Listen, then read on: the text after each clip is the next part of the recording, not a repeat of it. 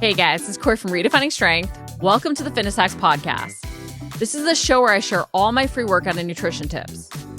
I'm not going to ever fill this episode with sponsorships or ask you to buy anything. All I ask in return is if you're enjoying the podcast to leave a review or leave a 5-star rating.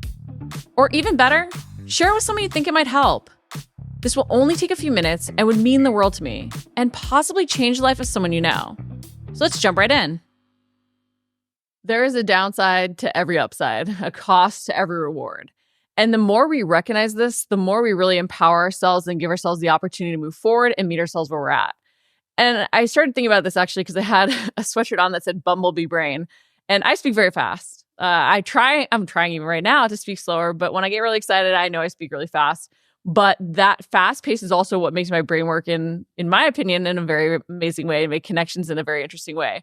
That is the downside to the upside. It's something that, we always want to work on those flaws a little bit, but we also have to accept that they're there and embrace them because of that upside, right? You might have long arms, like I'm good at doing pull-ups because of my long arms, but it impacts me negatively potentially for other exercises.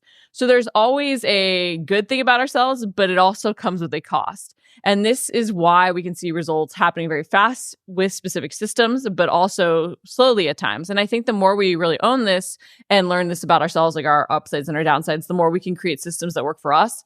But I also think it's key we address this when it comes to the systems themselves, because while we are creating something or we want to create something sustainable, this doesn't mean that we're going to like everything that we do in the day, right? I'm sorry. I don't know about you, but I don't like waking up with an alarm. I like the upside of that, of being up early enough that I can do all the things that I have to do, that, I get a great start to my day, that I don't miss my flight, all these different things. But I don't actually like waking up with an alarm. I accepted it. And we don't even necessarily think about some of those downsides because there are so many upsides and we're willing to embrace them, or they've just become such a part of our systems. However, we become very, very aware of those downsides when we're first starting a new habit, right? All we can sometimes focus on is all the negatives of that habit instead of seeing the upsides to it sometimes. Like even if we were counting macros and it's, tedious and boring, we have to weigh our food and it takes extra time and we're not used to it and it's annoying with now entering the recipes and all these different things, we find all those downsides, but we don't think about the upside of, hey, this is the daily habit that will get easier, that will help me make sure that I'm reaching my goals and know exactly what I'm consuming to make accurate tweaks. Because in the moment, we're very caught up in those downsides. So I think sometimes when we're going to create a new system, it can be really good to say, hey, here are the habits that I feel I need to reach my goals. What are the downsides to them? What are the upsides to them? And then in assessing, you might say, hey, these downsides right now feel a little bit too painful to do. So what are some habits that have fewer downsides or downsides that I'm more willing to embrace, sacrifices that I'm okay with right now? Knowing that you can always step up slowly. That's that habit stack, right? Okay, I'm okay with adding more water because this feels easy. I'm going to put my water bottle out at different places. The downside to this is, okay, yes, I have to remember to drink, or yes, I have to drink and maybe go pee a few more times during work, whatever it is, right? You have some downsides to the upsides, but the upsides feel worth it. And so the pain of that or the sacrifices you have to make with that habit are easy. So you start with it. Okay. Knowing the downsides and upsides, it allows us to ease in.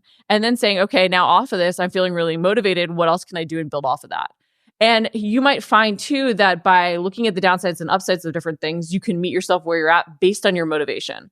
Because so often we only start something when we're super motivated, and sacrifices feel way more worth it when we're motivated, right? With January, maybe you weren't as good during the holidays, you have a little bit of weight on, your pants don't fit right, so you're a little bit more motivated, you're in a little bit more pain. So the pain of change is something that you're more willing to embrace. So you make a lot more habit changes. However, once that motivation fades, all of a sudden work gets busy, family life gets busy, things, shift, and you don't have that pain of staying stuck as much. Maybe you've even seen results, and so you're feeling a little bit better already too. Then some of the sacrifices might not feel worth it. The downsides might not feel worth it. So at that point, that's a good time to reassess, okay, what habits am I doing? How can I even change these habits so they don't feel like as much sacrifice at times? Knowing that you have to go back to the minimum. You're not going to see just one consistent lifestyle over the entire year. You are going to see ebbs and flows. It's why I love having people stay in coaching for a little bit longer, even when they're maintaining their results, because a lot of times what we don't realize is how much our lifestyle really does shift over the year, how much our mindset shifts over the year.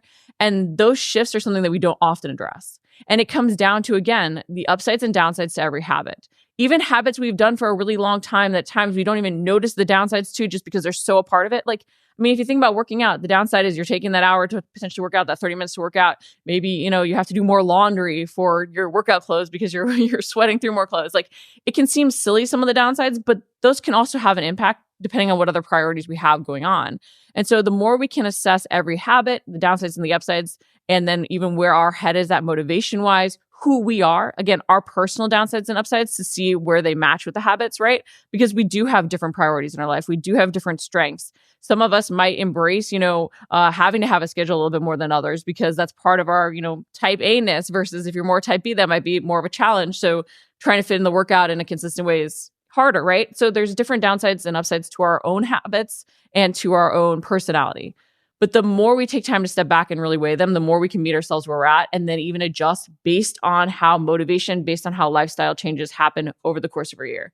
So stop ignoring that there are negatives. Stop, trying to run from them, own them, and really work around them and plan around them and plan for them as much as you can because it's going to help you see better results.